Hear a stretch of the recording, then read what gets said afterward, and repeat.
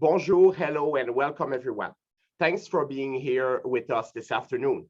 My name is Daniel Bélan. I'm the director of the McGill Institute for the Study of Canada. I would like to begin by acknowledging that while we meet today on a virtual platform, McGill University is located on land which has long served as a site of meeting and exchange amongst Indigenous peoples, including the Haudenosaunee and Anishinaabe nations. We do this to acknowledge the importance of the land on which we work, study, and live, and to acknowledge the complex web of relationships of which we are a part. I want to note before we begin that today's lecture is being recorded. Please make sure that your microphones are muted in order to avoid any interruptions. If you have any questions, you can use the chat box. There will be a moderated Q&A period following Dr. Ingle's lecture, and you are welcome to submit questions at any time during the talk using the chat. So write your questions as you go, as they pop up in your head, and so I will then read them out loud or summarize them so that our wonderful speaker can answer them. The McGill Institute for the Study of Canada, or MISC as it's known, is the Center for Canadian, Quebec, and Indigenous Studies programs at McGill University. MISC supports a multidisciplinary approach to the study of Canada by bringing together students, researchers, and practitioners to discuss important issues about the country's past, present, and future. In addition to our academic programs, MISC also hosts public events such as this talk today. And these events are really on a wide range of topics that are important to Canadians. It is my pleasure to welcome all of you for today's lecture, which is brought to you by the BMP Rotating Lecture Program in Canadian Studies. The BMP lecture was established in 2013 as a formal partnership among the Canadian Studies programs at McGill University, Bridgewater State University, and SUNY Plattsburgh. The lectureship is designed to strengthen connections between the programs, share expertise in the area of Canadian studies, and extend audiences and interests in the field. Thank you to our friends at Bridgewater State University and SUNY Plattsburgh for their support and collaboration. Dr. Jeanne Carey Ingle is Associate Professor in the Department of Elementary and Early Childhood Education at Bridgewater State University. She worked for many years as a urban elementary school teacher and teaches courses in elementary education, inequality in education, educational technology, and English learner education. So welcome, Dr. Ingle. I'm really happy that you are with us today. I will let you do your talk, and then I will be back later for the Q&A. Welcome. Thank you so much, and welcome everyone. I'm going to share my screen right here, and let me just put it into share mode. Okay, so I am very excited to be here today. I'm going to share with you some research that I did in 2019 right before COVID in the Toronto Public Schools. But before I do that, because I am a teacher, I am going to ask you right now to open your chat. And I want you, first of all, I want you to follow directions. I don't want you to hit enter until I tell you to hit enter. Now, what I want you to do is I want you to think about what was your best support in elementary or primary school. So at the very beginning of your education, and now you're all like in college or you're a professor, so you're good at this school thing, but there were things that helped you become who you are. They helped you as a student in elementary or primary school. And maybe it was a teacher or your parents or a family member or your friends, or you were a nerd like me and you loved school and it just was your thing, or maybe you just lived for recess and you still live for recess or lunch. And I want you to just think about what is it that worked for you. And I want you to type that. And I'm going to give you a few seconds to do that. And then in 3, 2, 1, I would like you to hit enter. So everybody hit enter. It's a word waterfall. And lots of nerds, which I love. Teachers, which is the best. Your friends, parents, your siblings, getting to be with family. Oh, someone doesn't remember very much. It's been a while, but sometimes you can pull it back together. But so many of you said a teacher. And so that is what I do. I train teachers. I was a teacher for a long, long time. And now what I do is I educate teachers. So to me, it's really important to understand what works in education. So my research is about what works. And in this particular study, it's what works for English learners or emergent multilingual students. And so I set out to understand really what are the best supports for children that are trying to learn English while learning multiple other subjects, and what works for teachers as they prepare these students and have them in their classrooms. And so this study started with really a colleague of mine came to me and said, hey, did you see this article? And there was in 2018 all over the popular press. So like in things like BBC and in The Guardian, NPR, and finally in EdWeek, there were reports of the PISA study from 2017, which had reported this tremendous growth among the students in Toronto. So in Toronto, what the findings were, and these were consistent over several reports, that children, English learners, were reaching grade level in all subject areas within 3 years of entering the Toronto public schools. And if they were younger than 10, they would reach grade level in less time. So for example, if you were 14 and you entered the Toronto public schools and you were just learning English, it would take you about 3 years to become on grade level in your subjects in English. But if you were 7 or 8, it might only take you 1.5 years or 2 years. So these were significant gains, and not gains that we were seeing in the United States or where I am in Massachusetts at all. So the other amazing finding was that children were graduating from high school, English learner children, at the same rate as their native English counterparts. And they were scoring just as well as native speakers in reading, math, and science. So across the tested subjects. In addition, these students were showing this success in a pretty consistent manner. So I was wondering as I read this, so what's going on? What are the teachers doing? And it was very interesting to me, because as a teacher, I knew this wasn't the truth. I had taught for many years in Connecticut and was working at Bridgewater and in our teacher prep program. And I knew that English learners in Massachusetts were rarely reaching academic parity with native English speakers, no matter what age they started learning English.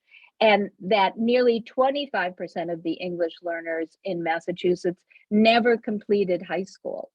And that is quite a large number. And that these students were performing, 27% of them were performing on grade level in math compared to 60% of English speakers. And then 24% of English learners were performing on grade level compared to 69% of native English speakers. So these numbers are disturbing, and they are a reality. So I was interested in finding out, what are the teachers doing? I wanted to know what was their pedagogy, what were their materials. And I'm a teacher. I was trained as a teacher, and I wanted to bring back materials to my students. And as I tell my students, I know teachers, and I wanted to steal from them because I know that's what teachers are like. I thought it would be interesting to go to Toronto and to gather these materials and watch the teachers teach, and I would learn from them, and I'd bring that back to my classroom. But I realized that I have actually, my study found very, very different things. But I started out with a qualitative study. I used a phenomenological approach. I did a literature review pre going to Toronto, and I continued that literature review all the way through, and can still continue reviewing the literature on English learner education. I received permission from the Toronto District School Board. If any of you have done that, it's no small feat, but I did do that. And I set up a meeting early on to establish rapport with teachers and principals in the Toronto schools. I got my entree into the Toronto public schools because of just a side conversation I had with a colleague, and said, oh, you know, I'm going to do this project, and I was thinking that I'd like to go to Toronto. And she said, oh, my sister used to teach in Toronto. And I said, really? And I said, I don't know anyone in Toronto. And then she said, yeah, but she doesn't teach there anymore. And I said, oh, that's too bad. And she said, but I think she has a student who actually was an English learner who teaches in Toronto. And that was how I made my way in, and I got to start talking to people. And I met with that teacher who was her sister's student, and she introduced me to principals and other teachers who introduced me to more teachers. And so that is how my study began. I did follow up with 3 more visits to Toronto during spring and fall of 2019. And then I'll talk with you a minute about my data analysis, but I used coding and schematic analysis, and then we're going to discuss my findings mostly. So my research, my literature review ended up at the beginning, I was looking at English learner education. But as I evolved through this process, I began looking at more and more at teacher attitudes, dispositions, and mindset. And that became really important because there's a wealth of literature on mindset, and it's really about that stuff about from Dweck, who looked at this and said, you know, it's about this positive attitude, and we know that kids with a positive mindset we have positive outcomes. But I adopted this language more for the fact that I saw this as these attitudes that I saw in the teachers being really inherent to who they were and their own sense of agency and their own sense of skills.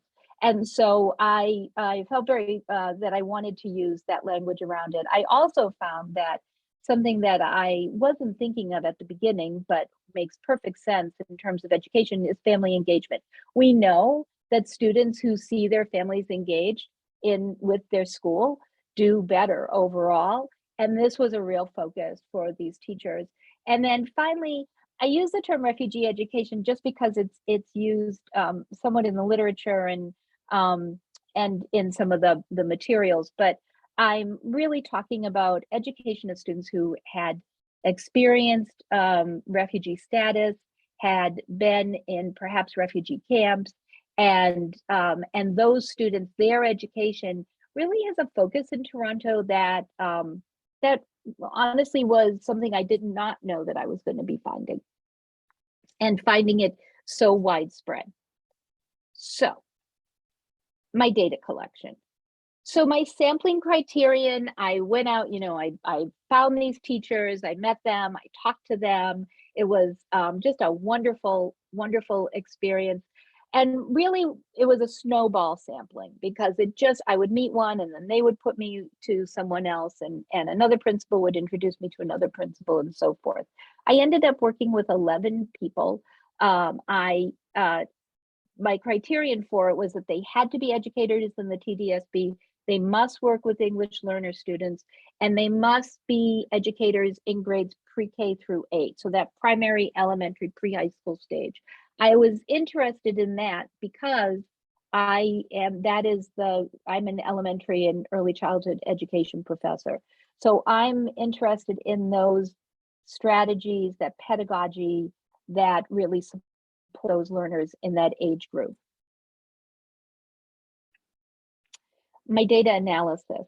So I did my data analysis in cycles. So I began with a transcription of, I used OtterTI, highly recommend it, for all the interviews, observations, video, field notes. I had a graduate assistant who helped me with those transcriptions for content checking.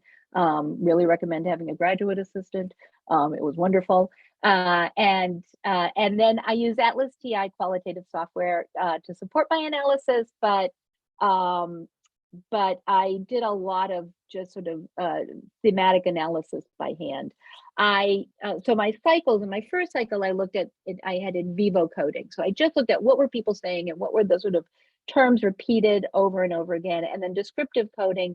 So what were they talking about? And then looked in my second cycle at relationships, emerging themes, and the patterns that came out of it. And then to enhance trustworthiness, I did triangulate data, looking at these different data sources that I had.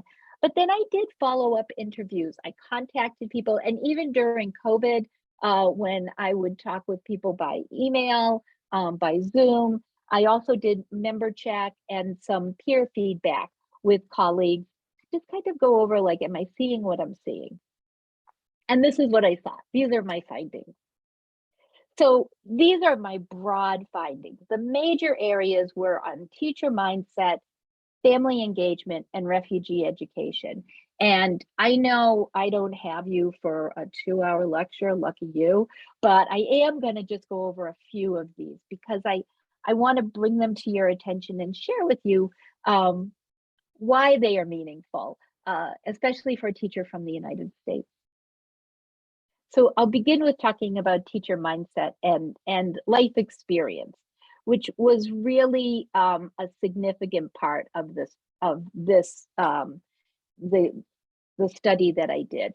So for this teacher, she talked about this idea of sharing her experience, sharing her own traditions, and this connection was so important because even if she so many times she would share the culture that her students had, but in other ways, even if she didn't share their culture, bringing her culture that comes from another part of the world to her classroom made it a safe place. And a safe place means a strong learning environment for children to have and to feel that they can bring their own cultures there very, very easily. Another teacher talked about her own experience as having been in refugee camps, and that she felt like that component of those experiences in her life brought a component to her classroom that was really, really essential. She taught at that middle school level, 11, 12, 13, and she said it was really meaningful when she could talk to her students, that they could really relate, and that she could relate to them, because she would say to them, yeah, I came here when I was 13. My brother was 12, and it meant something to her students that she had gone through a similar life experience. But the other piece of this, and something I didn't expect, was that from almost every teacher and every educator, I heard these words in one form or another. Well, it's just Toronto. It's because we're from Toronto. It's who we are. So even those people who were not, and most of my teachers were, the teachers and principals I talked to, and you'll see when I talk a little bit about multilingualism, they did not, many of them were not born in Toronto. Many of them came there as newcomers, as immigrant children, and they see Toronto as a multicultural city, that by definition, and that celebration of multiculturalism is huge, and that the programs that are so prevalent both in the Toronto area, the social service programs, as well as the programs that are available through the school systems, these newcomer programs are an important part of the education of the children, and that children can come with their families. They can come before they enter school. They can come on the breaks or in the summer, and they can use those programs to really talk about where they're from, but also become part of that greater Toronto culture. Another teacher said, I think we just do a very good job of it in Toronto. I think we're very comfortable with a multicultural city. And in his words, he said, you're Canadian, and wherever or whatever other culture you celebrate, that's part of what it means to be Canadian. I think these are interesting words from people who are recent immigrants, and I think they bring that attitude, that mindset to their classrooms. The other key piece of this, and as an American educator, this is very different. The teachers that I spoke with, the educators I spoke with, the teachers and the principals, were all multilingual. 9 of them, their first language was not English, and all of them had learned French as a second language. And so I think this understanding of language acquisition is a very different experience than it is for our teachers in the United States and in Massachusetts in particular. Many of our students do not have an opportunity to study a second language. Well, they have the opportunity, but it's not a requirement.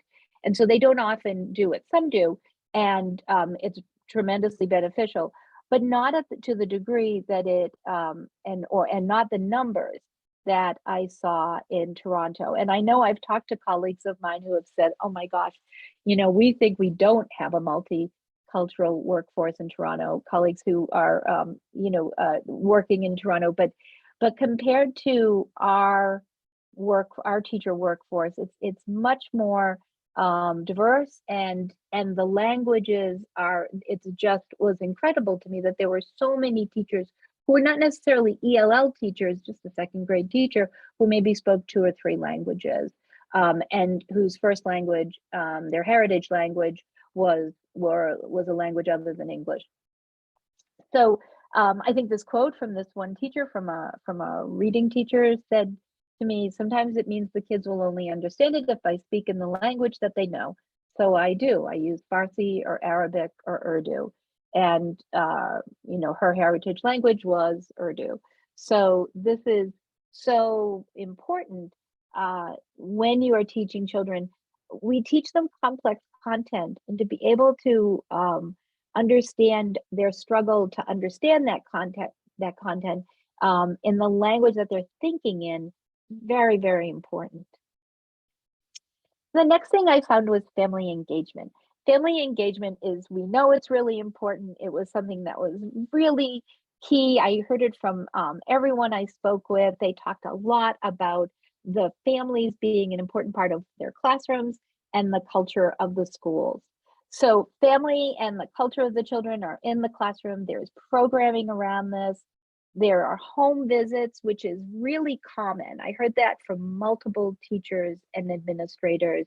And while I have done home visits when I was a teacher, it is not that common. And so it really seems to be an important part of sort of the expectation of what happens in schools. But also, and probably really very interestingly, there was a lot of conversation from these educators around cultural competency. And I think this principal who spoke about talking with a family about their child's absence from school and really understanding where that family came from and respecting that and respecting their view on education, and also supporting them in understanding the emphasis that's placed on education for children in Canada or in the West, and that in where it is easily accessible. So in countries where it is easily accessible, it is maybe taken for granted. But for these people, for the people that have come from refugee camps, it wasn't always accessible, and it was sometimes a luxury they couldn't participate in. So they understood that, these teachers, and they worked with these families. And I think that was a really critical part, to respect where the families are coming from and know that they want what's best for their children. And then this idea of personal engagement. And I saw this from so many of the edges. and see it as a really critical piece of it. We know in the literature it supports this idea that we want to make schools accessible to parents, to all parents. But in this case, she talked about a parent who was from Lebanon, and while they had social workers that spoke Arabic and Armenian, and she had provided all these websites for her that her daughter could tap into, the parent was most concerned with whether or not she was able to come to a concert. And of course, this teacher was thrilled to be able to say, yes, of course you can, absolutely. And that idea of making school accessible, making an institution a safe place for these parents to go to, I think is a really important takeaway from this. And then finally, this idea of refugee education, but also of the needs of the children who have had these disruptions to their education. And that staff awareness is a really key piece of this. So in Toronto, many of you may know that there's a literacy enrichment academic program, the LEAP program. It begins in grade 4, but is offered in primary and secondary schools. Children are taught literacy, math, and English language, but it's really geared toward children with gaps in education prior to coming to Canada. And that understanding is really clear. All of the teachers I spoke with, some of them were specifically teaching in LEAP classrooms, but most of them were not. But they knew this program well, they knew what the needs of those children were. And so it was something they talked about a lot. And as one principal said, our job is to teach them how to do school, how to be kids, and kids in the community that they live in now in the Greater Toronto area. So these are my takeaways as a teacher, and as a professor of education. So what I want to bring to my students, and I hope I can share with you today, is that it is important, it is critical to know your students' culture, the geography, and the politics. My students, my participants in my study, they understood where their students came from. They knew where Yemen was. They understood that what it meant to be from South Sudan. They understood where the refugee camps were in Turkey and in Syria. They understood that, and that I think was very, very important.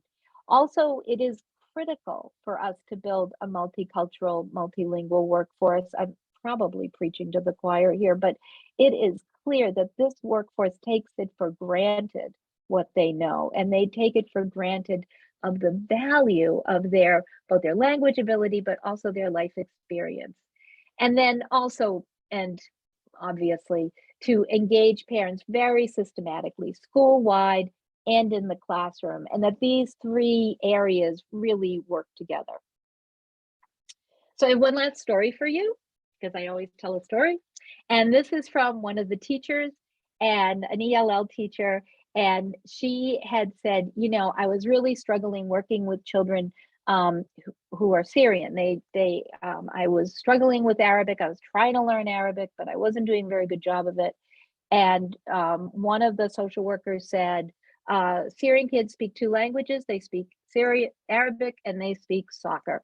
And so she said, I'm well past my soccer playing years, but I am going to go out there and I'm going to try to play soccer with these children. And so that's what she did every day, went out at recess, played soccer with the kids. And she said it was humiliating. I mean, I'll admit to that, but she also said it had unexpected dividends and a connection to the children that she did not think was possible. So really a wonderful way of bridging some of those gaps, right? So anyways, this is the most recent publication, chapter in a book that was edited by Dr. Jacqueline Boyman and Dr. Heather Pacheco-Guffrey, and I have a link to it there. And then also I want to share with you my next steps. So I am going back to Toronto. I'm going on sabbatical, woohoo, next semester. And I have funding from my university, so I will be going to collaborate with with colleagues, University of Toronto and York University. I'm planning on doing a more extended visit to the Toronto Public Schools, not these short, choppy visits where I spend 3 days and 4 days talking feverishly and watching classrooms, and then doing more interviews and observations and trying to understand the experience of English learners in the Toronto classrooms. And now what I'm really wondering, and would certainly be interested to hear your thoughts on, is I'm wondering what if the characteristics of the teachers and the culture of the TDSB, of the Toronto schools, supported English learners in the COVID era.